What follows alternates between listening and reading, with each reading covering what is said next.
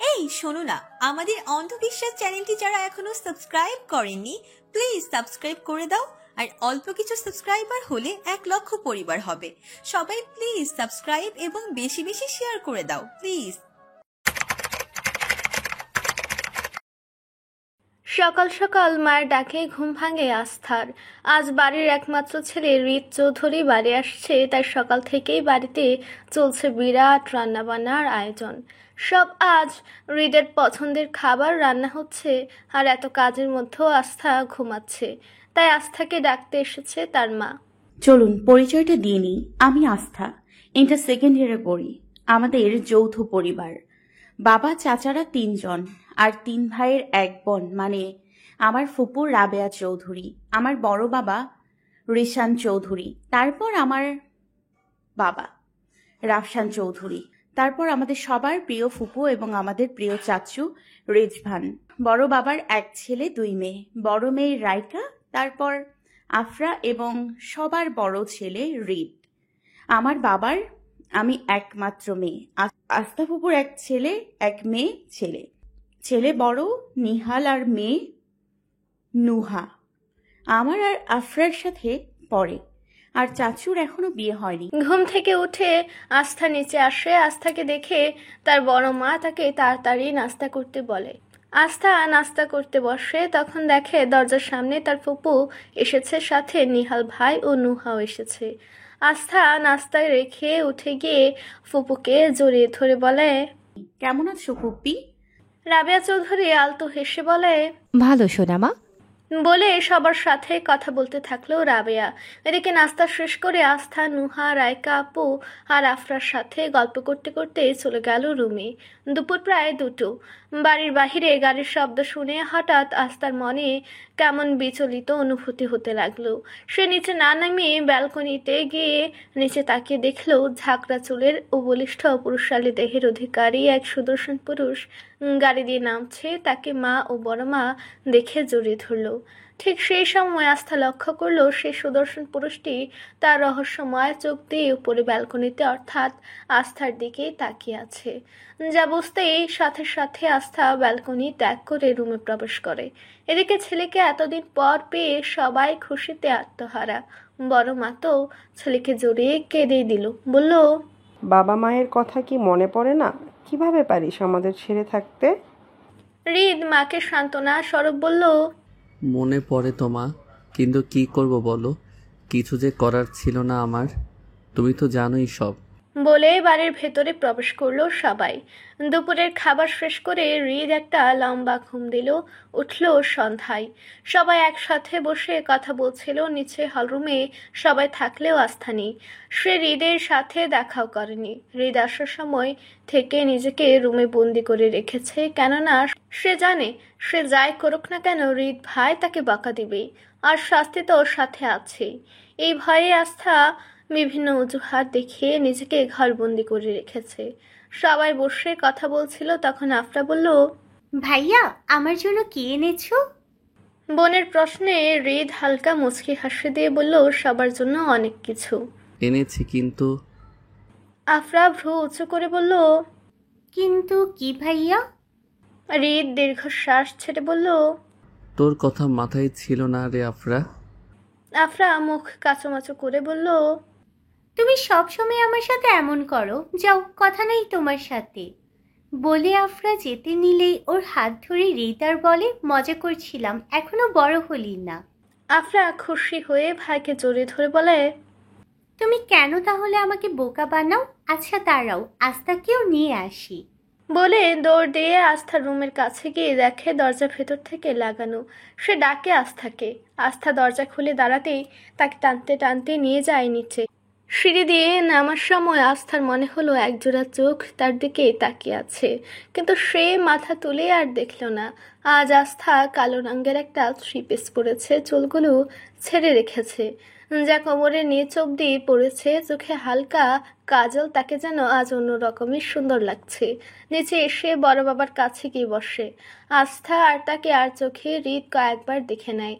সবাইকে সব দেওয়া শেষ, কিন্তু আস্থাকে হৃদ শুধু একটা পুতুল দেয়, যা দেখে হৃদের মা বলেন যে ও কি এখনো ছোট আছে তোর মনে হয়? যে তুই ওকে খেলতে পুতুল দিলি বলে সবাই হাসতে থাকে? আস্থার মন একটু খারাপ হয়ে যায় যে সবাইকে এত কিছু দিল আর আমাকে একটা পুতুল মাত্র। তবে এই পুতুলটা সুন্দর দেখতে, তাই আস্থার কিছুটা ভালো লাগাও কাজ করলো। হৃদ হঠাৎ বলে উঠল, আমার ওর জন্য কিছু কেনার তেমন সময় ছিল না, তাই কিছু আনতে পারিনি। কিছুদিন পর মার্কেট থেকে ওর যা ভালো লাগবে তা কিনে আনবো। বলে হৃদ চলে গেল নিজ রুমে। রাত প্রায় 12টা। সবাই ডিনার শেষ করে যে যার মতো নিজের ঘরে চলে গেছে। হৃদের দু চোখে ঘুম নেই, তাই সে ব্যালকনিতে দাঁড়িয়ে আছে। হঠাৎ তার চোখ আটকে যায় পাশের রুমের ব্যালকনিতে। অর্ধ লাল চাঁদের স্নিগ্ধ হালকা আলোয় রাঙা আবছা মায়াবী মুখশ্রীর দিকে একবার তাকিয়ে কি আর চোখ সরানো যায়? না, যায় না। হৃদ তো পারল না। সে তো চোখের পাতা ফেলতে ভুলে গেল কিছু মুহূর্তের জন্য। এক অদৃশ্য অনুভূতি তাকে বাধা দিচ্ছে। হঠাৎ করে এরূপ অনুভূতির কারণ কি?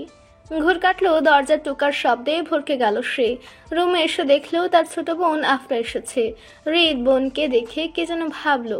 পরক্ষণে প্রশ্ন করলো, তুই এখনো ঘুমাসনি কেন? ভাইয়া পড়ছিলাম, ভালো লাগছিল না, তাই আস্থার রুমে যাচ্ছিলাম।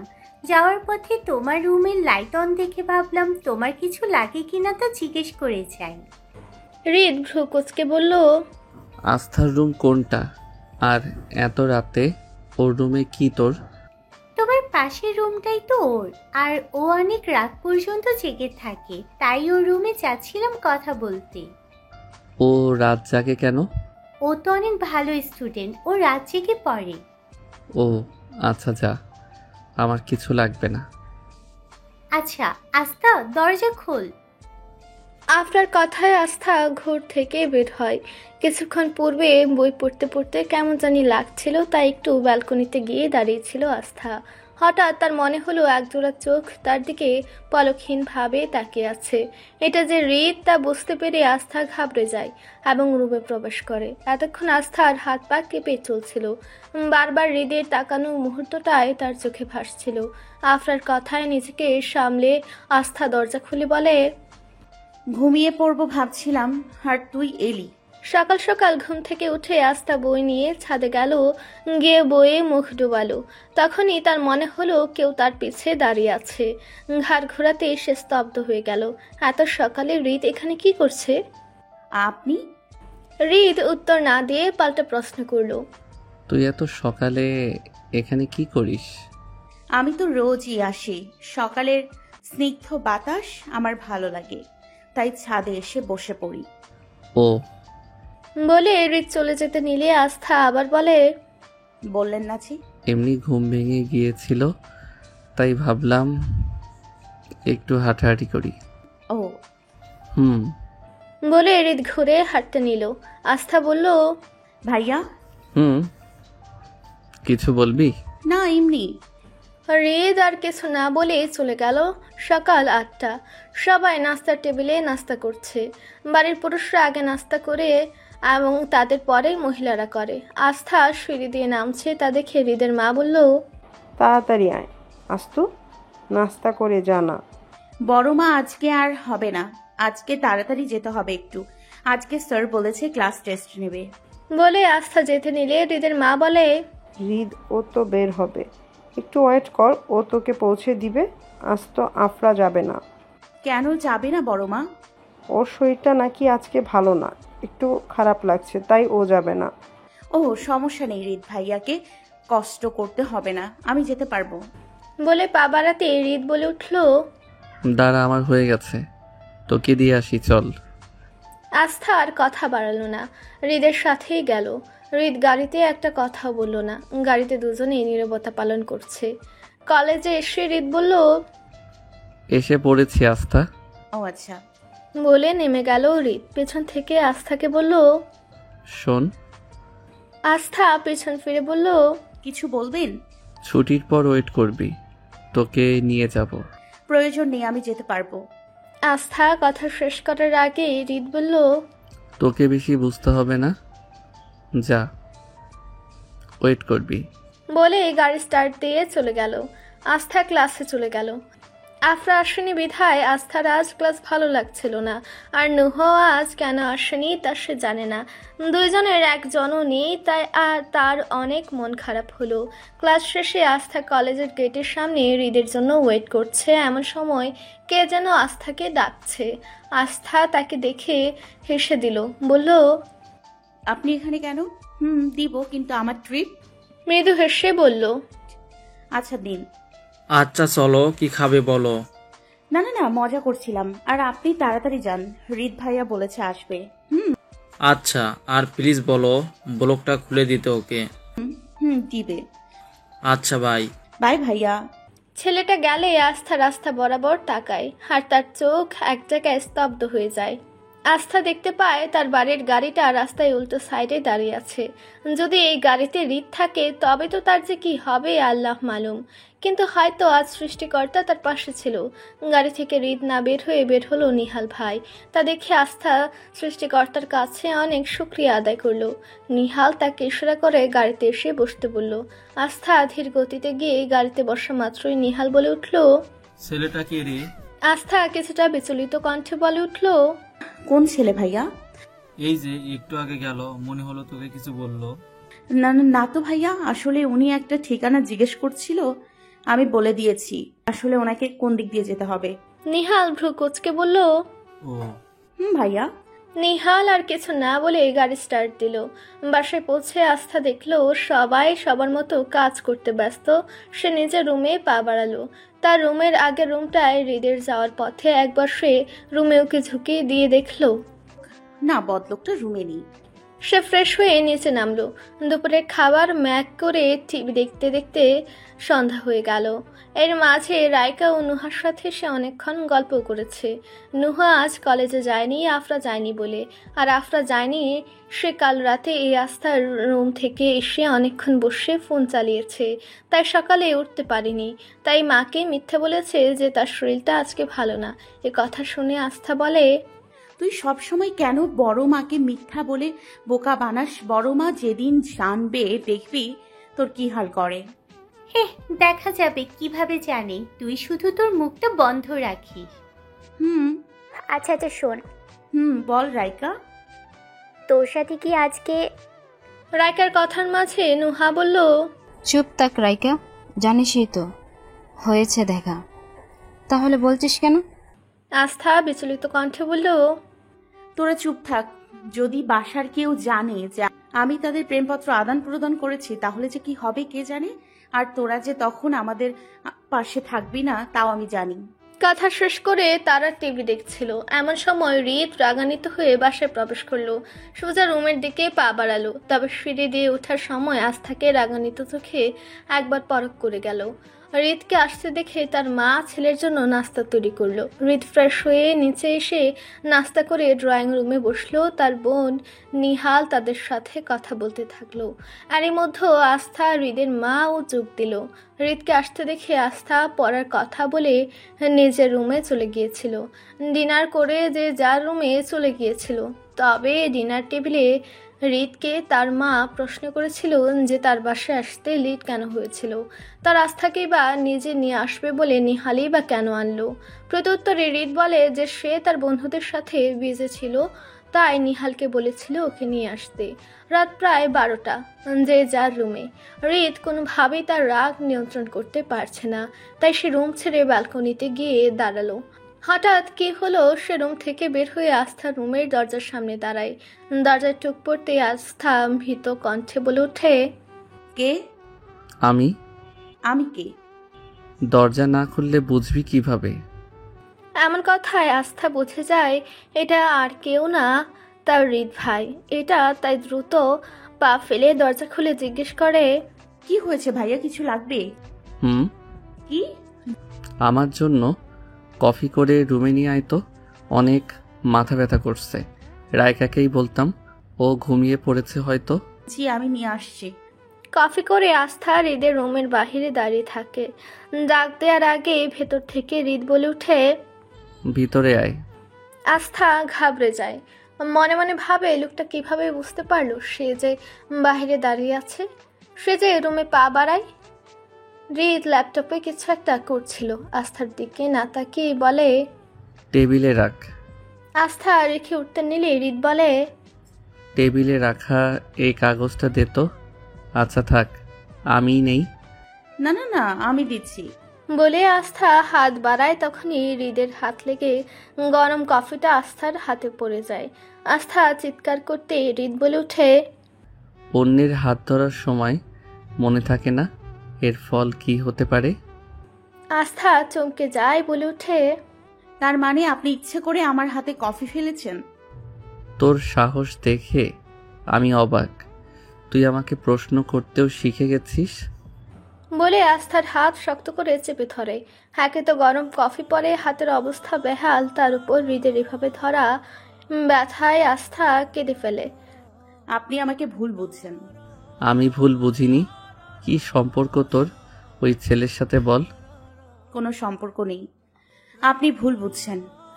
আর আপনি তো আজকে যাননি, তাহলে তোর কি মনে হয় আমার কানে কোনো খবর আসে না? তুই কি করিস না করিস কিছু জানি না আমি? বলে আস্থার গালে নিজের অজান্তে হৃদ সজোরে একটা থাপ্পড় বসিয়ে দেয়। আস্থা স্তব্ধ হয়ে যায়। হৃদ বলে ওঠে, কেন তুই মনে করিস কেন আমাকে বুঝিস না? আমি কি চাই, কেন চাই, কেন তুই বুঝিস না? আসলে আমারই ভুল। আমি প্রিয় মানুষদের কাছে বেশি প্রত্যাশা করে ফেলি, তাই পরবর্তীতে নিজেই কষ্ট পাই। আস্থা প্রিয় মানুষদের কথাটা শুনে হৃদের দিকে চোখ তুলে তাকায়, কিন্তু তাকানো বেশিক্ষণ স্থায়ী হয় না। হৃদ আস্থার হাত ধরে টেনে তাকে রুম থেকে বের করে দরজা সজোরে বন্ধ করে দেয়। তারপর রুমে থাকা একটা টেবিলে সজোরে লাথি মারে। আজ হয়তো তাদের দুজনেরই নির্ঘুম রাত কাটবে। রাত প্রায় ৩টা। সবাই ঘুমে বিভোর। তবে সবার মাঝে একজনের মনে শুধু তার প্রিয়তমার জন্য বুকের মাঝে চিনচিন ব্যথা অনুভব করছে। তখন রাগের মাথায় কাজটা করা যে তার ঠিক হয়নি তা সে ঠিকই উপলব্ধি করতে পারছে। তাই আর ৭-৫ না ভেবে পা বাড়ালো প্রিয়তমার রুমের দিকে। রুমে ঢুকে সে দেখে আস্থা টেবিলে বসে কাঁদতে কাঁদতে কখন যে ঘুমিয়ে গেছে কে জানে। সে আস্থার ঘুমন্ত মায়া ভরা মুখখানি কিছুক্ষণ দেখল, পরে তাকে পাজাকুলো করে বিছানায় নিয়ে শুয়ে দিল। দ্রুত তার হাতে মলম লাগিয়ে নিজের রুমে চলে গেল।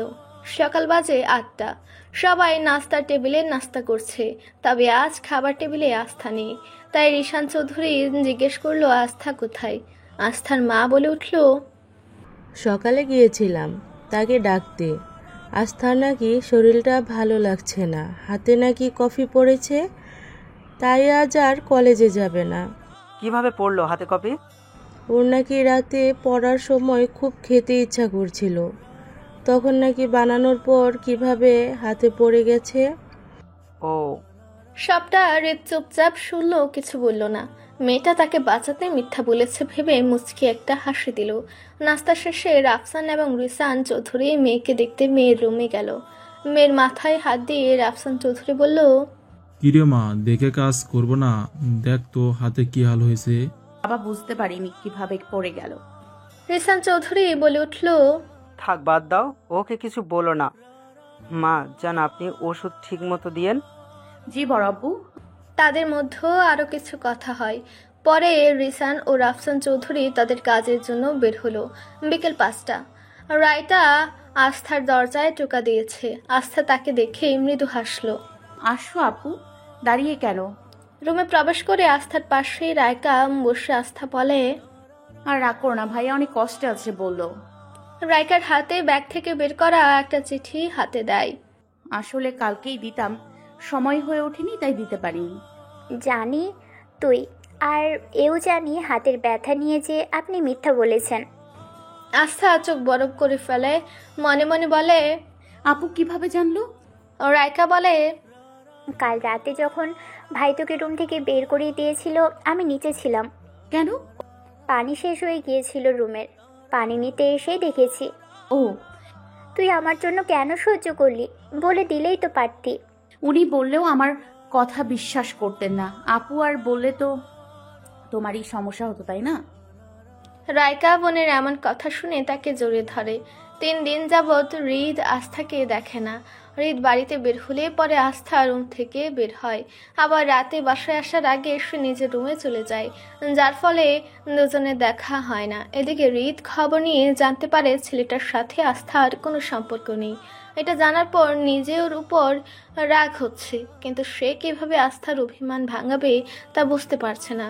ভাবতে ভাবতে তার ভাবনা ছেদ করে রুমে তার মায়ের আগমন ঘটে। মাকে দেখে ছেলে একটা স্বস্তির নিঃশ্বাস ছাড়ে।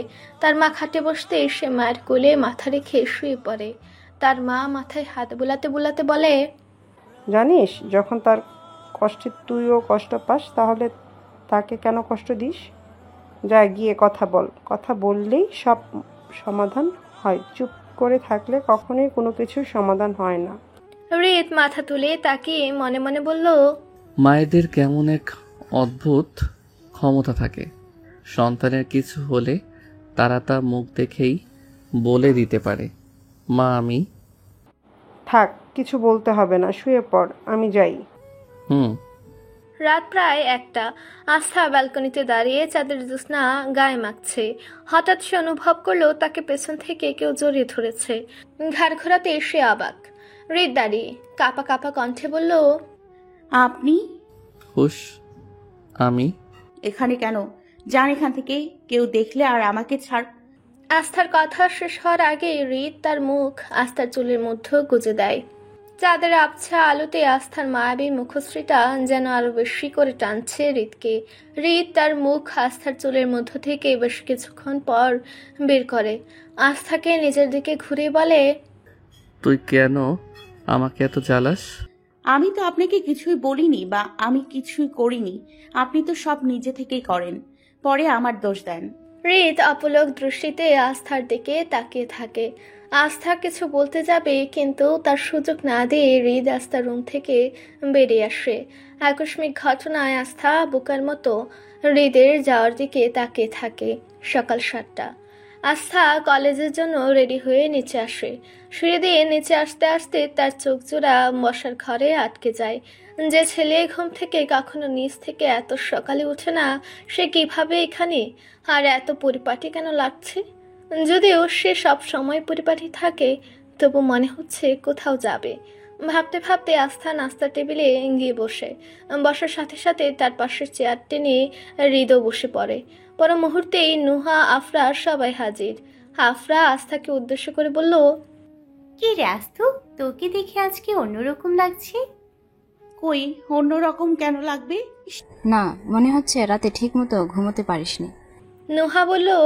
আস্থা কিছু বলতে যাবে, তখনই তাদের সামনে হাজির রাইকা। আজকে তাকে তার ভাই ভার্সিটিতে নিয়ে যাবে। নাস্তা করে যে যার মতো বের হয়ে গেল। তবে নুহার মা নুহাকে বলেছে সে যেন কলেজ শেষে বাসায় চলে যায়। তারা কিছুক্ষণ পর চলে যাবে। কলেজ শেষে আফরা আর আস্থা রিক্সার জন্য দাঁড়িয়ে আছে। তখনই তাদের সামনে গাড়ি নিয়ে হাজির হৃদ। আফরা ভাইকে দেখে খুশি। তৎক্ষণাৎ আফরা গাড়িতে উঠে গেল। আস্থা তখন দাঁড়িয়ে। হৃদ আস্থাকে উদ্দেশ্য করে বলল, বাসায় যাবি না নাকি? পরক্ষণে আস্থা গাড়িতে উঠে বসে, কারণ ও জানে তার এই তেরা হৃদ ভাই তাকে রেখে চলে যেতে পারে।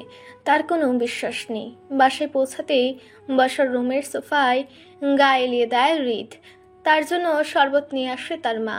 ছেলে যেই মুখে দিতে যাবে, অমনি ইরসান সাহেব তার কক্ষ থেকে এসে বলে, খালি ঘুরে ফিরে বেড়ালে হবে? আমাদের কোম্পানিতে তো জয়েন করতে পারো নাকি? চোখ জোড়া বাবার দিকে কিছুক্ষণ স্থির রেখে দুষ্ট এক হাসি দিয়ে বলে উঠে, তুমি জানো আমি তোমাদের কোম্পানিতে জয়েন হব না, আর ভবিষ্যতে হলেও তা এখন না। তোমাকে যে তোমার কথা রাখতে হবে বাবা, আর তার জন্য তোমাকে কিভাবে বাধ্য করা যায় তাও আমি জানি। আমার সব রেডি, কিছুদিনের মধ্যেই সব জানতে পারবে। বলে হৃদ উঠে নিজের রুমে চলে যায়। নিজের রুমে ঢোকার আগে সে আস্থার রুমের দরজার সামনে দাঁড়িয়ে ওকে ঝুঁকি দিয়ে যায়। রাত 12:35। আস্থা বারান্দায় দাঁড়িয়ে চাঁদ দেখতে ব্যস্ত। হঠাৎ তার কানে চলে আসে এক ধ্বনি। তা কোন দিক দিয়ে আসছে তা দেখতেই পাশের বারান্দায় নজর দেয়। তার চোখ জোড়া সেখানে আটকে যায়। হৃদ তার বারান্দার দিকে তাকিয়ে গুনগুন করে কি সুন্দর সুরে গান করছে। আস্থার দিকে তাকিয়ে বলছে, চাঁদের মৃদু আলোতে হৃদের মুখখানা যেন আস্থার কাছে বেশ আকর্ষণীয় লাগছে, কিন্তু এই মুখখানা বেশিক্ষণ চেয়ে থাকতে পারল না। নিজেকে আড়াল করে রুমের ভেতর প্রবেশ করলো আস্থা। তার হৃদয়ে যেন মাতাল করা হাওয়া বইছে। যার দূরত্বে দুরন্ত অশান্ত স্বভাবের মেয়েটি আজ এত শান্ত হয়ে গেছে কেন, তাকে সে বোঝে না। বেশ কিছুদিন হয়ে গেছে হৃদকে তেমন বাসায় পাওয়া যায় না। সে ভোর সকালে বের হয়, আবার অনেক রাত করে বাসায় ফেরে। তাকে বেশ কিছুদিন না দেখে যেন আস্থার ভেতর কেমন কেমন লাগছে। তাকে সে খুব মিস করে।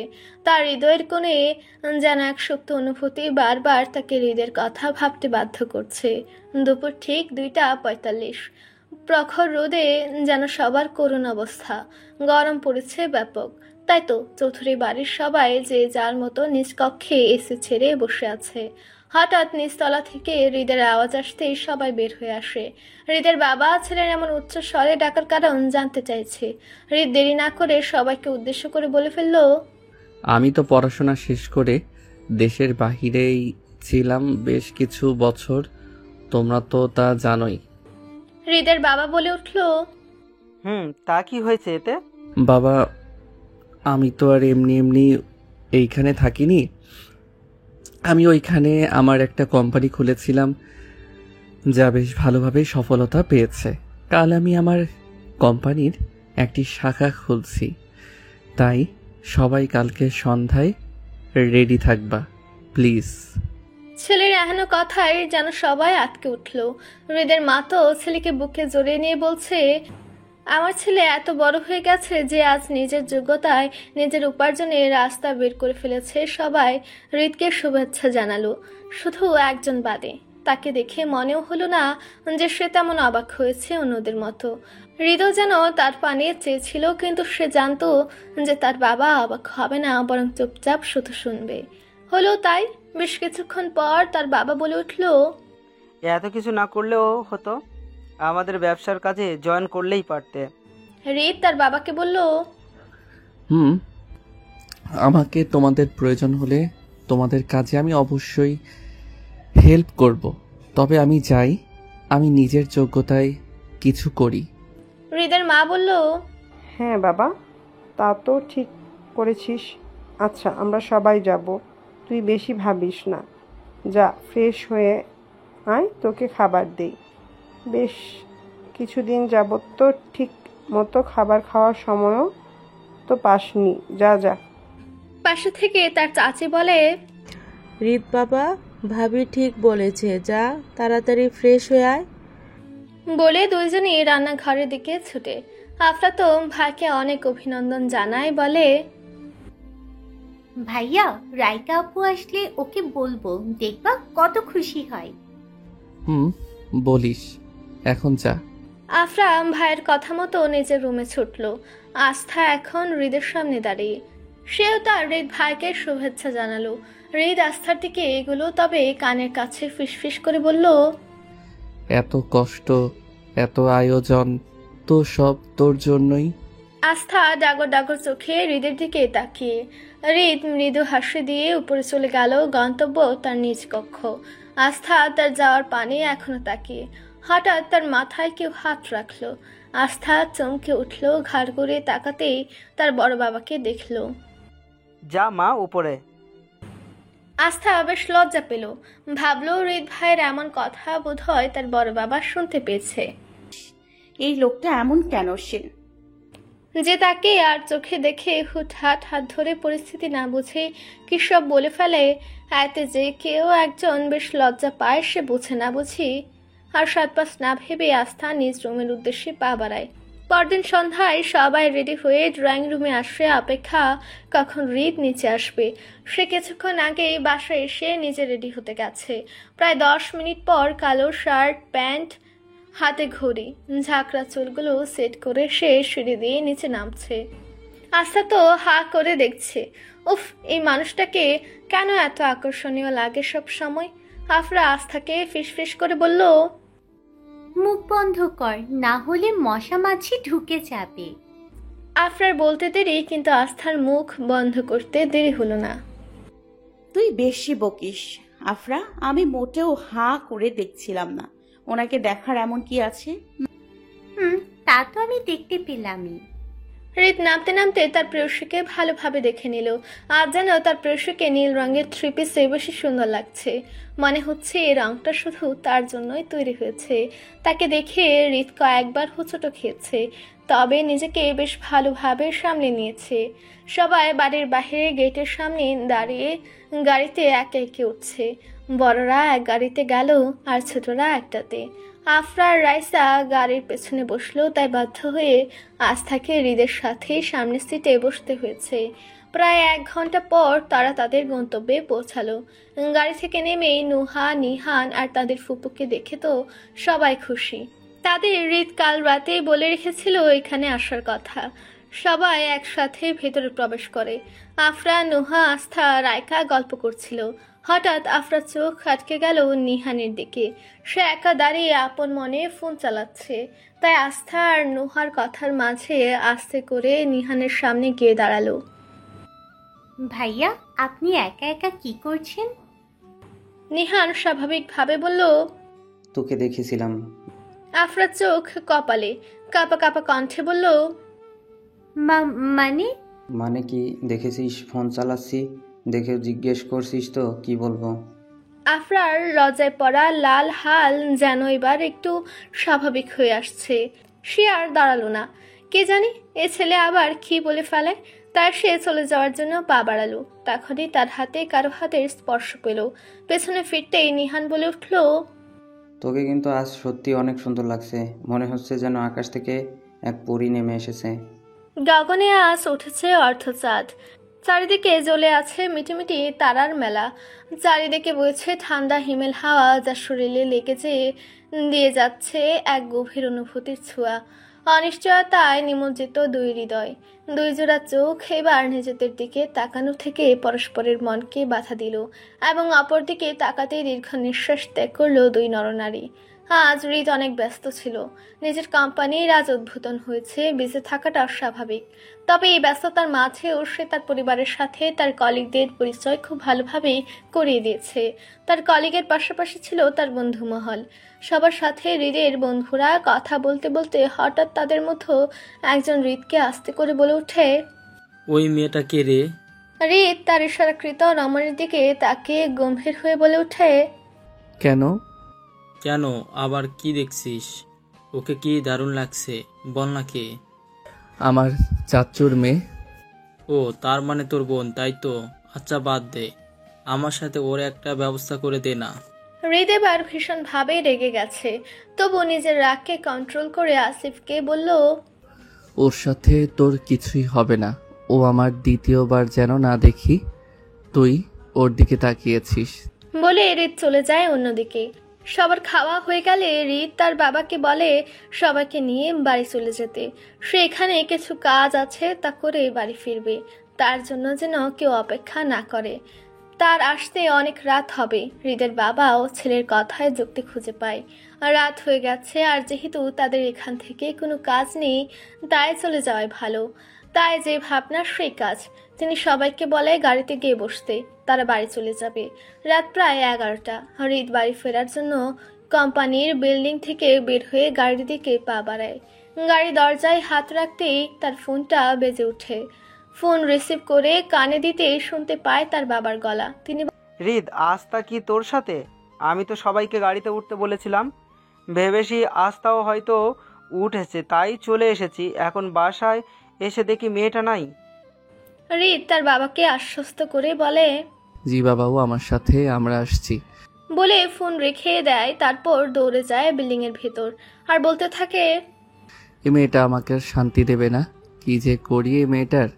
ভেতরে ঢুকে হৃদ আস্থার নাম ধরে ডাকতে থাকে, তবে তার কোনো প্রত্যুত্তর কিছুই আসে না। অনেকক্ষণ ডাকার পর যখন আস্থাকে হৃদ পায় না, তখন হৃদ অনেক অস্থির হয়ে পড়ে। সে পাগলের মতো আস্থাকে খুঁজতে থাকে। খুঁজতে খুঁজতে দোতলায় যায়।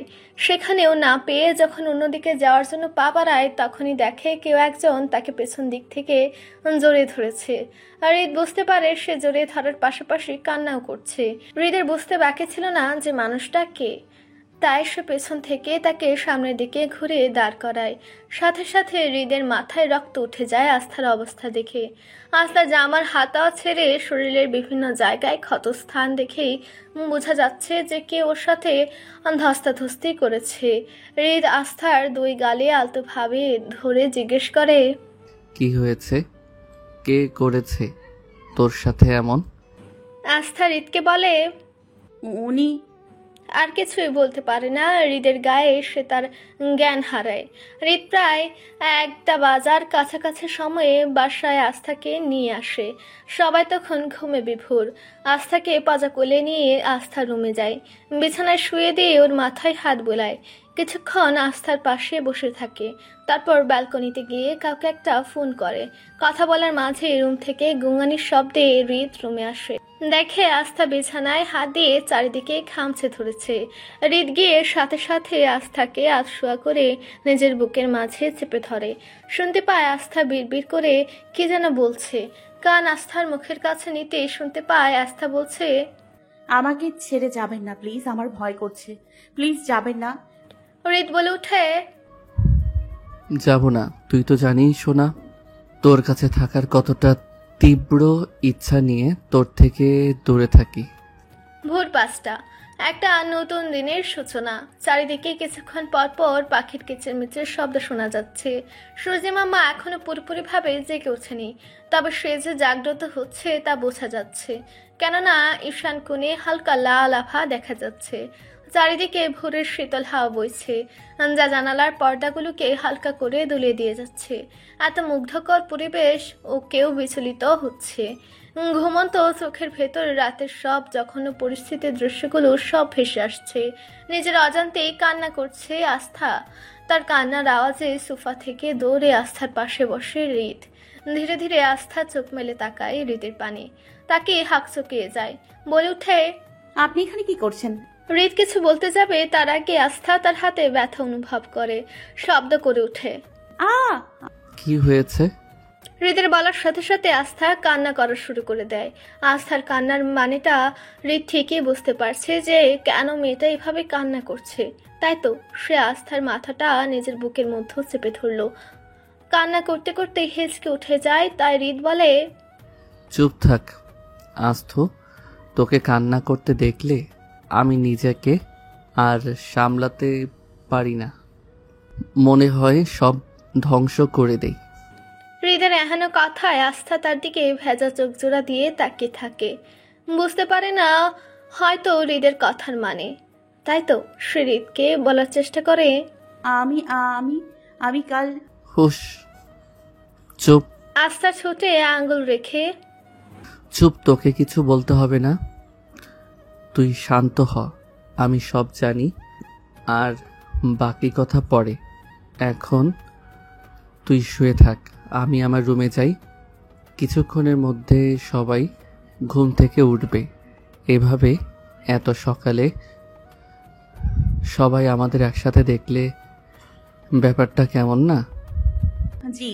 হৃদ মৃদু হেসে আস্থার মাথায় হাত বুলিয়ে চলে যায়। আস্থাও আবার শুয়ে পড়ে। সকাল 9:50। আস্থা ঘুম থেকে উঠে নিচে আসে। সবাই আস্থার দিকে অবাক বনে তাকিয়ে। যে মেয়ে পড়ার জন্য সবসময় ভোরে উঠে সে কিনা এত বেলা করে ঘুমাচ্ছে, তাও আজ ছুটির দিন ছিল না। তবুও কেউ কিচ্ছু বলে না, কেননা হৃদ বলেছে আস্থার আজ মাথা ব্যথা নাকি। কালকে আসার সময় নাকি মেয়েটা অসুস্থ হয়ে পড়েছে। আস্থা নিচে আসার পর বড় মা তাকে নাস্তা করতে বলে। আস্থাও আজ ভালো বাচ্চার মতো বসে পড়ে। নাস্তা করতে করতে আস্থা এদিক ওদিক তাকিয়ে কে যেন খুঁজছে। বড় মা হয়তো কিছুটা আন্দাজ করতে পেরেছে, তাই তো সে মুচকি এক হাসি দিয়ে আস্থার মাথায় হাত রেখে বলে, তাড়াতাড়ি খেয়ে নে মা, জানিস আমার ছেলেটা তো আজ না খেয়েই সকাল সকাল বেরিয়ে গেছে, কালও কত লেট করে আসলো। আস্থাও আর কিছু বলল না, চুপচাপ খেয়ে চলে গেল। আর মনে মনে বলল, যাক বাবা, বড় মা বললো বলে, নয়তো আমি যে তাকেই খুঁজছিলাম, নিশ্চিত কেউ ধরে ফেলতো কিছুক্ষণের মধ্যে। হৃদ সকাল সকাল অফিসে আসে। এসে সব খোঁজ নেওয়া শুরু করে যে কে কাল এই কাজটা করেছে।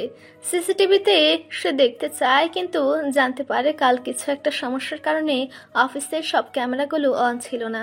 হৃদ এবার প্রচণ্ড রেগে যায়। সে তার পার্সোনাল অ্যাসিস্ট্যান্টকে বলে সব ব্যবস্থা করতে, না হলে খবর আছে, আর তার সব খবর আজকের মধ্যে চাই। হৃদ দেখতে চায় কার এত বড় সাহস যে তার কলিজায় হাত দিয়েছে, যাকে সে নিজে ছুঁয়নি, যাকে পাবার জন্য এত কিছু করেছে, তাকে নাকি কেউ এভাবে ছি। শুধু একবার পাক, হৃদয়কে পুরো নরক ঘুরিয়ে আনবে।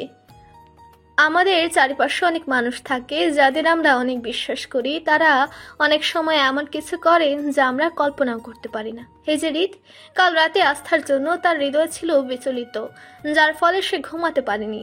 সে কিছুক্ষণের জন্য তার চেয়ারে বসে মাথা এলিয়ে দিয়েছিল। তখনই হঠাৎ করে তার ঘুমে চোখটা একটু লেগে যায়। তখনই তার দরজায় টোকা পড়তে সে তাকে আসতে বলে দেখে এসেছে তার অ্যাসিস্ট্যান্ট জিসান। জিসানকে দেখে হৃদ চেয়ার ছেড়ে দাঁড়িয়ে যায়। গম্ভীর কণ্ঠে বলে, তুমি এখানে কি করো? জিসান কি কাজ দিয়েছিলাম করেছো? বলেছি না কাজ শেষ না হতে আমার সামনে আসবে না। স্যার কুল, সব করে ফেলেছি। তারপর জিসান তার কাছে যত তথ্য ছিল সব হৃদকে দিল, এবং জানা গেল যে এই কাজটা আর কেউ না, এটা করেছে হৃদের খুবই কাছের একজন কলিগ, যাকে হৃদ অনেকটা বিশ্বাস করত। তার সাথে দেশের বাইরেও সে অনেক কাজ করেছে। হৃদ ভাবত লোকটা অনেক নর্ম ভদ্র, তার দ্বারা এমন হবে সে কল্পনাও করেনি। রাগে হৃদের শরীরের রগ ফুলে ওঠার উপক্রম। তার শক্ত চোয়ালের মাঝে লোকটাকে চিবিয়ে খাওয়ার মতো ক্রোধ পরিলক্ষিত। নিজের রাগ আর কন্ট্রোল করতে না পেরে সজোরে টেবিলে হাত দিয়ে একটা ঘুষি মেরে বের হয়ে যায়। জিসান জানে তার স্যারের এই রাগ কেউ কমাতে পারবে না যতক্ষণ না সে ওই লোকটাকে মেরে আধ মরা না বানিয়ে ফেলে। হৃদ গাড়ি নিয়ে বের হয়ে যায়। কিছুক্ষণের মধ্যেই সে পৌঁছায় তার কাঙ্ক্ষিত স্থানে। লোকটা আজকে একটা পার্টিতে এসেছে। হৃদ সোজা সেখানে ঢুকে পড়ে। তারপর চারিদিকে চোখ বুলিয়ে লোকটাকে খুঁজে। কিছুক্ষণের মধ্যে সে তাকে পেয়ে যায়। দ্রুত গিয়ে লোকটার কলার ধরে দেয় সজোরে এক ঘুষি। লোকটা আচমকা ঘটনার সামলাতে না পেরে মাটিতে পড়ে যায়। আর হৃদ তার উপর বসে ইচ্ছা মতো মারতে থাকে। মারতে মারতে লোকটাকে প্রায় আধমরা করে ফেলেছে। মারছে তো মারছে, সাথে ইচ্ছা মতো বকছে। লোকটাকে মারছে আর বলছে, কুত্তার বাচ্চা, তোর কত বড় কলিজা তা আজকে আমি বের করে দেখব। তোর সাহস কি করে হয় ওর দিকে তাকানোর? পুরো একটা দিন অন্যায় করে বুক ফুলিয়ে হেঁটেছিস, আর ওইদিকে মেয়েটা প্রতি মুহূর্তে নিজের সাথে ঘটে যাওয়া ঘটনার জন্য কষ্ট পাচ্ছে। তুই তো আজকে শেষ। ওই মুহূর্তে জিসান পুলিশ নিয়ে হাজির হয়। জিসান আগে থেকে সব পুলিশকে বলে রাখে। পরে পুলিশ লোকটাকে নিয়ে যায়। জিসান লক্ষ্য করে হৃদের হাত বেয়ে রক্ত পড়ছে। লোকটাকে মারতে মারতে নিজের হাতের দশাও বেহাল করেছে। তাই সে হৃদের উদ্দেশ্যে বলে, স্যার চলুন, আপনার হাতের ব্যান্ডেজ করতে হবে। হৃদ তার পরিপ্রেক্ষিতে কিছু বলে না। রাত প্রায় 1:30। হৃদ তখন বাসায় আসে। সবাই তখন ঘুমে বিভোর। হৃদ সোজা সিঁড়ি বেয়ে উপরে উঠে যায়। নিজের কক্ষে প্রবেশ করবে তখনই ভাবে আজ সারাদিন মেয়েটাকে দেখেনি, একটু দেখে আসি। যেই ভাবা সেই কাজ। পাশে রুমের দরজার সামনে এসে দাঁড়ায়। কিন্তু আমরা অনেক সময় যা ভাবি তা হয় না। ঠিক তেমনই হৃদ যা ভেবেছিল তার মধ্যে এক বালতি পানি ঢেলে দিল হৃদের বাবা। হৃদ যখনই দরজায় হাত দিবে তখনই হৃদের বাবা তার সামনে এসে দাঁড়ায়। হৃদ বাবাকে দেখে চুপ করে মাথা নিচু করে আছে। ছেলেকে মাথা নিচু করে থাকতে দেখে তিনি বলে উঠলেন, এমন কাজ করো কেন যাতে মাথা নিচু করে থাকতে হয়? হৃদ এবার মাথা তুলে তাকালো বাবার পানে, বলল, আমি এমন কিছুই করিনি। আর সব সময় এমন করো কেন? মাঝে মাঝে ছেলেকেও সুযোগ দাও। ছেলে যে বড় হয়েছে ব্যাপারটা এবার বুঝো প্লিজ। চুপ, ছেলে যে আমার দামড়া তা আমি ভালোই জানি, তবে মেয়ে আমার এখনো ছোট। তুমি কি করে জানো? একবার সুযোগ দিয়ে দেখো। তোমার ছোট মেয়েকে 1 মাসের মধ্যেই প্রেগনেন্ট করে ছাড়বো। ছেলের এমন লাগামহীন কথায় তিনি কিংকর্ত বিমূঢ়। ঝাঁঝালো কণ্ঠে বলল, অসভ্য ছেলে, যাও নিজের রুমে যাও, আর যেন না দেখি এদিকে। হৃদও বাবার কথা মতো চলে যাওয়ার জন্য পা বাড়ালো। তখনই আবার থেমে বলল, বাবা পরশু রাইকাকে দেখতে আসবে। আমার কাছে ভালো একটা ছেলে আছে, আমি ওদের পরশুর কথা বলেছি। কাল সকালে বের হতে হবে, তাই এখন বললাম তোমাকে, তুমি বাসায় জানিয়ে দিও। হৃদের বাবা জানে ছেলে বোনের জন্য কোনো ভুল ডিসিশন নেবে না, আর বিয়ের আগে তো তারাও সবটাই দেখবে। দেখতে আসলেই তো আর বিয়ে হয় না, তাই তিনিও নিষেধ করলেন না। ছেলেকে রুমে আবার যেতে বলে নিজেও চলে গেল। হৃদ রুমে ঢুকে কিছুক্ষণ অপেক্ষা করে আবার বের হয় দ্রুতগতিতে। আস্থা রুমে ঢুকলো। মেয়েটা বিভোর ঘুমে। ওর পাশে গিয়ে বসলো। পর মুহূর্তে ওর কপালে ঠোঁট ছোঁয়ালো। পরে চলে গেল নিজের রুমে। সকাল 8:23। রোদের ঝলমল আলো জানালার পর্দা ভেদ করে রুমে প্রবেশ করছে, যার ফলে এক কিশোরীর ঘুমে প্রচন্ড ব্যাঘাত সৃষ্টি হচ্ছে। বিরক্ত নিয়ে সে তার আখি যুগল খুলে বিছানায় বসে পড়ল। তখনই দরজায় করা ঘাত পড়তে সে বলে উঠল, উঠে গেছি মা। তা তো দেখতেই পাচ্ছি। আস্থা মৃদু হেসে বলল, বকতে পারছো না তাই ব্যাপারটা ভালো লাগলো না, তাই না মা? দিব এক। আমি কি খালি তোদের বকি? না তা না, তবে এখন যে তুমি আমাকে বকতেই এসেছিলে তা কিন্তু আমি ঠিক বুঝতে পারছি। মাথা বুঝেছিস। যা ফ্রেশ হয়ে নিচে আয় খেতে। দেরি করিস না। আচ্ছা যাও, তাড়াতাড়ি আসছি। আস্থা ফ্রেশ হয়ে নিচে এসে দেখে সবাই খাবার টেবিলে বসে। তাতে একটু অবাক হলো সে, কেননা বড় বাবা তো এখন এ সময়ে বাসায়, বাবাও আছে। সাধারণত সবাই 8টার মধ্যেই নাস্তা শেষ করে অফিসে যায়। কিছু কি হয়েছে ভাবতে ভাবতে আস্থা চারিদিকে চোখ বোলায়। না, লোকটা নেই। উফ, আজ 2 দিন প্রায় লোকটাকে এসে দেখে না। ভাবতে ভাবতে আস্থা টেবিলের দিকে পা বাড়ায়। যখন সে টেবিলের কাছে যায় তখনই পেছন থেকে এক পরিচিত ডাক আসে, আমার ভরসা। আস্থা পেছন ঘুরে লোকটিকে দেখে দৌড় দিয়ে তাকে জড়িয়ে ধরে বলে, তুমি এতদিনে আসছো? এই তোমার আসার সময় চাচু? রিজভান চৌধুরী আলতু হেসে বলল, একটু বিজি ছিলাম রে। তুমি সব সময় এটাই বলো। তখনই পেছন থেকে এই বাড়ির বড় বউ মানে হৃদের মা এসে বলে, তোর চাচু তো এখনো আসতো না। যদি তোর বাবা ফোন দিয়ে আসতে না বলেই তো বড় বাবা ফোন দিয়েছিল। কেন? কি জানি কি না কি বলবে, সবাইকে এখানে থাকতে বলেছে, তাই তোর চাচুকেও আসতে বলেছে। ও সবাই? তুই। আস্থা মনে মনে বলে, তার মানে আজ রাইকাকে দেখতে পাবো নিশ্চয়ই। এরই মধ্যে আফরা আর রায়সা এসে হাজির। সবাইকে বসতে বলে রিসান চৌধুরী। সবাই বসে আগে খাবার খায়। খাবার শেষ করে রাইকাকে বলে, রাইকা, জি বাবা। তোমার কি কাউকে পছন্দ আছে? সবাই অবাক হঠাৎ এমন কথায়। রাইকা বাবাকে কি বলবে বুঝতে পারছে না, তবু সে বাবাকে বলে, না বাবা, তেমন তো কেউ নেই। তারপর সবাইকে উদ্দেশ্য করে বলে, কাল রাইকাকে দেখতে আসবে, সবকিছু রেডি রেখো, আর সন্ধ্যার দিকে আসবে। রিসান চৌধুরীর কথায় সবাই অবাক। হঠাৎ করে এমন কথা। আস্থা বলে ওঠে, বড় বাবা এত তাড়াতাড়ি আপুর বিয়ে নিয়ে? আস্থা কথা শেষ করার আগে রিসান চৌধুরী বলে ওঠে, তাড়াতাড়ি কই, তোমার আপুর পড়াশোনা শেষ করতে করতে আরও 1 বছরের মতো সময় আছে। আর আগে আমরা দেখি ভালো হলে তারপর। আর বিয়ের আগেই তো আমরা বলবোই যে পড়াটা যেন ওর শেষ করায় ওনারা।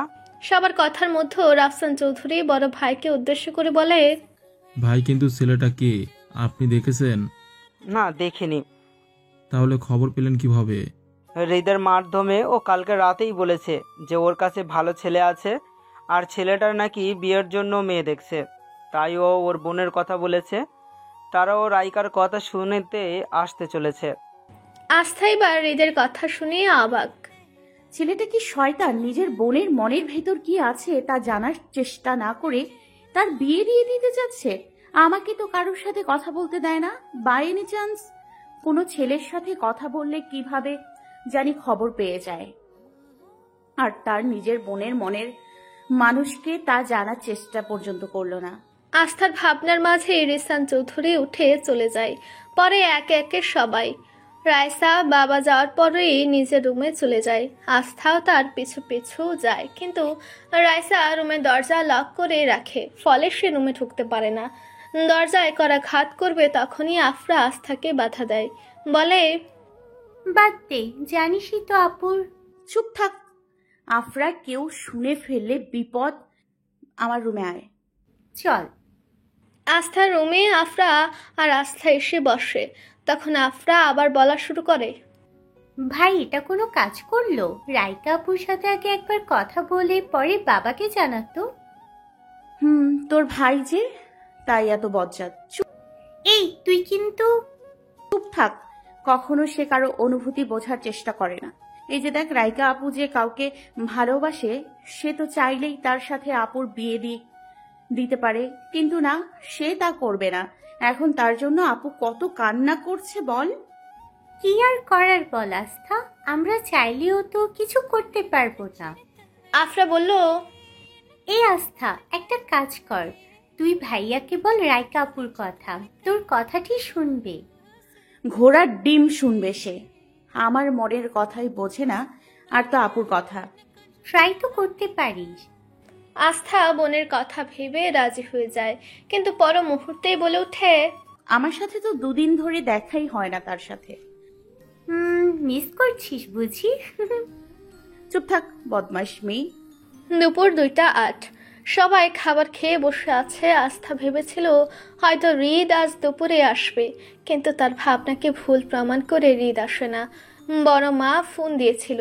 হৃদ বলেছে নতুন কোম্পানি দেখে প্রথম কাজ বেশি, তাই রাতেও আসতে দেরি হবে। যা শোনার পর থেকে আস্থার মন খারাপ। সে ব্যালকনিতে গিয়ে বসে। মৃদু হাওয়া আলতো করে শরীর ছুঁয়ে যাচ্ছে। দৃষ্টি সামনের রাস্তার দিকে রেখে আস্থা অজান্তেই গেয়ে উঠল, সন্ধ্যা 7:10। চাঁদ তখন মাথার উপর। কি সুন্দর জ্যোৎস্না ছড়াচ্ছে। চাঁদের এই উজ্জ্বল আলোতে চারিপাশটা আলোকিত হয়ে আছে। চাঁদের চারিপাশে যে তারাগুলো, তারাও আজ মিটিমিটি কি সুন্দর করে জ্বলছে। এ দৃশ্য দেখে সবাই ভালো অনুভূতি করলেও একজন উপভোগ করছে তার অব্যক্ত অনুভূতি। অষ্টাদশী মেয়েটা বারান্দায় দাঁড়িয়ে চাঁদের এই অপরূপ দৃশ্য দেখছে। তখনই নিজের রুমের দরজায় ঠোকার আওয়াজ কানে আসতেই সে রুমে ঢুকে দরজার কাছে যায়। গিয়ে দেখে আফরা এসেছে। তাকে দেখে আস্থা ভ্রু উঁচু করে জিজ্ঞেস করে, কি রে, কিছু বলবি? চল নিচে। কেন? ফুপি এসেছে। আস্থা এবার একটু হেসে মজার ছলে বলে, তো আমি কেন যাব, তুই যাবি? বোকা আফরা কিছু না বুঝে বলে, আমি কেন একা যাব, তুইও চল। আস্থা এবার আফরার মাথায় টুকা দিয়ে বলে, মাথা মোটা মেয়ে, চল নিচে। নিচে আসতে দেখে সবাই বসে আছে।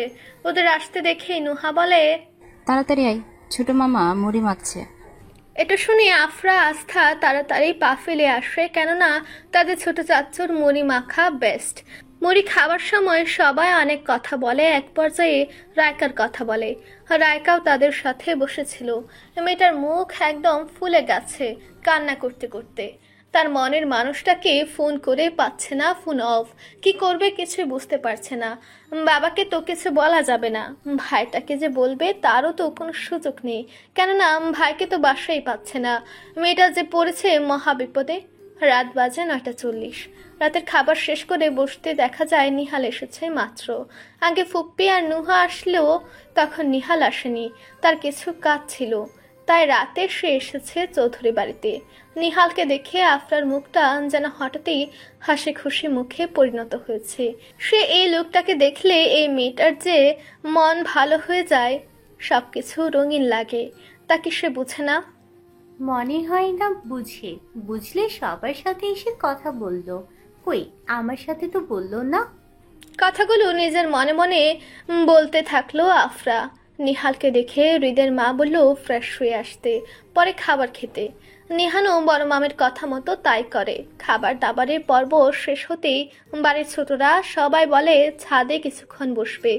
যেমন কথা তেমন কাজ, সবাই চলে যায় ছাদে। নির্জন পরিবেশ চারিদিকে বিরাজ করছে। চাঁদের আলো এসে যে জড়িয়ে ধরেছে সর্বাঙ্গে। চাঁদের এই অপরূপ সৌন্দর্যে আফরাকে নিহালের কাছে আরো যেন টানছে। নিহাল অপরলোক তার সামনে থাকা মেয়েটির দিকে তাকিয়ে। আস্থা রায়কাকে একপাশে একা আকাশবাণী তাকিয়ে থাকতে দেখে ওর কাছে গিয়ে দাঁড়ায়। পাশে কারো উপস্থিতি বুঝতে পেরে রায়কা তার দিকে তাকায়। আস্থা বোনের দিকে তাকিয়ে বুঝতে পারে যে সে কান্না করছিল, তাই বোনকে বোঝাতে বলে, আপু মন খারাপ করো না, দেখবা সব ঠিক হয়ে যাবে। তুমি ফারহান ভাইকে কিছু বলনি কেন? প্রত্যুত্তরে রায়কা বলে, কিভাবে বলবো বল, আমি তো ফোন দিয়েছি, ওর ফোন বারবার বন্ধ বলছে, মনে হয় না আমার সাথে কিছুটি হবে। তাহলে তুমি কি চাচ্ছ এখন? বোনের এমন অবুঝ প্রশ্নে রায়কা মৃদু হাসল। সত্যি তার বোনটাকে বোঝে না, এত বছরের ভালোবাসা ছাড়া আর কি চাইবে তার বোন। তারপরও বোকা বোনকে বোঝাতে রায়কা বলল, আমি চাই একটা পরিষ্কার সম্পর্ক, যেখানে কোনো মিথ্যা থাকবে না, কোনো ঠকানো থাকবে না, থাকবে শুধু এক পবিত্র ভালোবাসা। আস্থা বোনের এমন কথায় বেশ কিছুক্ষণ নিশ্চুপ ছিল। অতঃপর সে বুঝতে পারে ফারহান ভাইকে সে চায়। কেননা ভাইয়া তো আপুকে অনেক ভালোবাসে, সে কখনো আপুকে মিথ্যা বলেনি কোনো বিষয়ে। আপু রাগ করলে ভাইয়া পাগল হয়ে যায়। এই তো কিছুদিন আগে আপু কি নিয়ে জানি রাগ করলো, ভাইয়া পাগল হয়ে গেল। আপু সবকিছু থেকে ব্লক করেছে দেখে চিঠি লিখে আমার কাছে দিল। এমন প্রেমিক পাওয়া তো ভাগ্যের ব্যাপার। এগুলো ভেবে আস্থা বলল, বুঝলাম ফারহান ভাইকে চাও, কিন্তু ফোঁস বন্ধ কেন ভাইয়ার? সেটাই তো ভয় করছে। ও তো আমার সাথে কথা না বলে একদিনও থাকতে পারে না, অথচ তার এখন কোনো খবরই নেই। আচ্ছা তুমি টেনশন করো না, দেখো কি হয়। তাদের কথার মাঝেই নুহা এসে দাঁড়ায়, বলে, আপু চলো রুমে যাই, আমার ঘুম পাচ্ছে। নুহার কথায় রায়কা বলে, তোরা কিছুক্ষণ থাক, আমি যে রুম গুছিয়ে নিই তাহলে। বলে চলে যায়। এবার নুহা আস্থাকে বলে, কিরে তোর কি খবর? আস্থা ভ্রু উঁচু করে বলে, আমার আবার কিসের খবর? হৃদয় নাকি কিছুদিন ধরে বাসায় ঠিক মতো থাকে না, তাকে না দেখে কি অবস্থা তোর, তাই জানতে চাচ্ছিলাম আর কি। এমন তো নয় যে এই প্রথম সে দূরে, এত বছরও তো দূরে ছিল। আস্থা বলে। আস্থার কথায় নুহা কিনা বলে নিচে চলে যায়। আকাশ পানে চেয়ে আস্থা বলে, আপনি কি কখনো জানতে পারবেন যে আপনি চলে যাওয়ার পর আমার এই ভিড় ঠাসা শহরটাকে আমার ভয়ঙ্কর শূন্য লাগে? টকবগে হাস্যজ্জ্বল সূর্য উঠেছে আজ। চারিপাশে পাখিরা কিচিরমিচির করছে। গাছপালা একদম শিথিল, কোনো কোলাহল নেই, তবে ঠান্ডা এক আবহাওয়া বিরাজ করছে। তবে তাকে বেশিক্ষণ থাকতে পারেনি। নিঃশব্দ পরিবেশ, আস্তে আস্তে শোনা যাচ্ছে মানুষের পদচারণের শব্দ। হঠাৎ দরজার করাঘাতে ঘুম থেকে উঠে আস্থা। পিটপিট করে আখি যুগল খুলে থাকায় আস্তে করে উঠে বসে। তখনই রুমে আসে তার মা। মাকে দেখে যেন মেয়েটার আহ্লাদ বেড়ে যায়। মাকে পাশে বসে তার গলা ধরে বসে থাকে মেয়েটা। তার এহেন কাণ্ডে মোটেও অবাক নন তিনি, কেননা তার মেয়ে প্রায়ই এমন করে। তাই মেয়েকে আর আশকারা না দিয়ে বলে, ওঠো, তাড়াতাড়ি ফ্রেশ হয়ে নিচে আসো, আজ সবাই বাড়িতে একটু কাজ বেশি আজ, তাই হাতে হাতে যদি কিছু করো তাহলেও তো কিছুটা কাজ আগায়, তাই নয় কি? মা একটু ঘুমাই। আর নাও যাও, ফ্রেশ হয়ে আফরাকেও নিয়ে নিচে আসো। আর নুহা, এটা তো ওর মামার বাড়ি, ও গেস্ট, ও কেন কাজ করবে মামার বাড়ি? তো ওর রসের হাড়ি, সেখানে এসে কেউ কাজ করে বুঝি? আচ্ছা আচ্ছা হয়েছে, যাও আসছি। মেয়ে যে কিছুটা অভিমান করেছে তা নাফিসা বেগম ঠিকই ঠাউর করতে পারলো, তবুও কিছু না বলে চলে গেল নিচে। এদিকে আস্থা মেয়েটা যে বড্ড অলস। ওয়াশরুমে ঢুকে সে আয়নার সামনে বেশ কিছুক্ষণ দাঁড়িয়ে থাকে। তারপর টুথব্রাশে টুথপেস্ট লাগিয়ে বেসিনের কল ছেড়ে ধরে রাখে। অনেকক্ষণ ধরে রাখার পর দেখতে পায় পেস্ট নেই। বুঝতে বাকি নেই যে এতক্ষণ পানির নিচে ধরে রাখার ফলে এটা হয়েছে। পুনরায় ব্রাশে টুথপেস্ট লাগিয়ে নেয়, অতঃপর ব্রাশ করে। এমন অনেক অলসতা করার পর সে ওয়াশরুম থেকে বের হয়। চুল আঁচড়ে মোটামুটি রেডি হয়ে যায় আফরার রুমে। এই মেয়ে তো আরও অলস, পরে পরে কি সুন্দর ঘুমাচ্ছে। এটা দেখে যেন আস্থার রাগ হলো। পা বাড়িয়ে আফরার কাছে গিয়ে ওর পিঠে দিল এক ধাক্কা। ঘুমের ঘোরে হঠাৎ এমন কাণ্ডে মেয়েটা যেন ঘাবড়ে গেল। কে তার সাথে এমন অসভ্যতামি করছে দেখতে পেছন ঘুরে বলতে থাকে, কি ধরনের অসভ্যতা এগুলো? এটা শুনে আস্থা খিলখিল করে হেসে ওঠে। আস্থার হাসি বরাবরই আফরার ভালো লাগে, তবে আজ যেন রাগ হচ্ছে মেয়েটার হাসি দেখে। রাগ সংবরণ করে আস্থাকে বলে, এইভাবে 32 পাটি দাঁত বের করে হাসার কি আছে পচামি? এই একদম পচা বলবি না। মা আমাকে সে কখন ঘুম থেকে তোলে আর তুই এখনো ঘুমাস, তা কি করে সহ্য করি বল? তো ছোট মা তোকে উঠিয়েছে, আমি কি করব? আমাকে কেন জ্বালাস? কারণ তোর ছোট মা বলেছে তোকে নিয়ে নিচে যেতে। যাক, তাড়াতাড়ি ফ্রেশ হয়ে আয়। বেশ কিছুক্ষণ পর আস্থা আর আফরা নিচে আসে। এসে দেখে সবাই তাদের আগে এসে বসে আছে। বড় বাবা খাবারের কাগজ পড়ছে, বাবার চাচ্চুকে নিয়ে জানে গল্প গুজব করছে, মায়েরা রান্নাঘরে। তাই দুজনে সিদ্ধান্ত নিল মায়েদের কাছেই যাবে। যেমন ভাবনা তেমন কাজ। দুজনে পা বাড়ালো রান্নাঘরের দিকে। যেই ঢুকবে রান্নাঘরে তখনই পেছন থেকে এক পুরুষালী কণ্ঠ কানে ভেসে আসে আস্থার। বাজুরা সেখানে স্থির হয়ে যায়। পেছন ঘুরে দেখে হৃদ কালো টি শার্ট আর কালো ট্রাউজার পরে সিঁড়ি দিয়ে নামছে আর বলছে, মা, কাল যে ফাইলটা দিয়েছিলাম দাও তো। এদিকে আস্থা দুদিন পর তার প্রিয় ঝাঁকড়াকে দেখে তো অবাক, কি সুদর্শন লাগছে তাকে দেখতে। আস্থা যেন মস্তিষ্ক শূন্য, শরীরের শিরা উপশিরা দিয়ে বেয়ে গেল এক অদ্ভুত অনুভূতি। হঠাৎই মনে এক সুপ্ত ইচ্ছা জাগলো। ইচ্ছে হলো তার সামনের এই সুদর্শন পুরুষের ওই ঝাঁকড়া চুলগুলো একবার ছুঁয়ে দেয়, কিন্তু সে তো কাউকে তার চুল ধরতে দেয় না। তার নাকি অনেক রাগ হয় যখন কেউ তার চুল ধরতে চায় বা তার চুল নিয়ে কেউ কিছু বলে। এটা জানার পরও যে এই চুল ধরার তীব্র ইচ্ছা, এমনটা নয় যে নতুন এই ইচ্ছাটা, বরং ছোট থেকে সে তার হৃদ ভাইয়ের ওই ঝাঁকড়া চুলগুলো একবার ধরে দেখতে চায়, কিন্তু কখনো পারে না। ছোটবেলায় যখনই আস্থা হৃদের চুল ধরতে চাইতো, হৃদ তখন বিরক্ত সুরে বলতো, নিয়মিত ভালোবাসার গল্প শুনতে এবং পড়তে আমাদের অন্ধবিশ্বাস চ্যানেলটি সাবস্ক্রাইব করে পাশে থাকা বেল আইকনটি ক্লিক করুন। ধন্যবাদ সবাইকে।